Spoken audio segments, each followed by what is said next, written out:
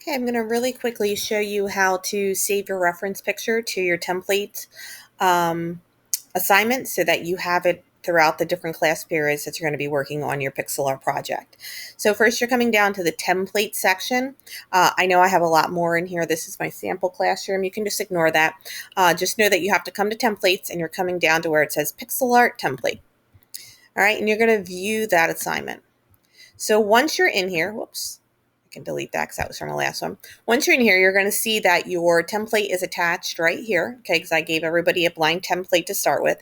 And what we're going to be doing is adding a reference picture here. So you go to Google, as I showed in the other video, and you're just going to search for a pixel art picture. As I said before, make sure you do have these squares. You want to make sure that you're able to count and see how many of each color you need. When you kind of look at ones that are like this, which are super cool and cute, you can't exactly see. I mean, if you're good at art and you feel like this is something you could figure out and you could kind of figure out how many boxes there are, you can do that. But if you're looking for something that's a little bit easier to work with, you want to pick something that has those boxes and then you can count exactly how many are there. As you're working. So let's say this is the picture. Oh, look, there's Olaf. Let's do Olaf. Let's say this is the picture that I want to do. I can see all my different colors. I have to have at least 3 colors. So I have 1, 2, 3, 4, 5. I'm good. So I'm going to save this picture. We're going to right click. We're going to come down to where it says save image as, and we're going to name it. So you see it's this kind of funky name here. We're going to actually put instead Olaf pixel art, and then just enter to save. Okay, you know it's saved when you have this little picture, this preview show up. Once you have it saved, you can go ahead and close that. I don't need that anymore. And I can close this tab. I don't need that anymore. And I'm going to actually add it right here by clicking add. And we're choosing a file because now we saved it to our Chromebook and now we're going to pull that file off of it.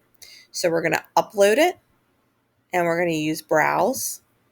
And it should be right at the top of my list. If you don't see the file you saved, a couple of things. One, make sure you're in the downloads folder. If you are, make sure you have it clicked to date modified pointing down. So this is newest to oldest.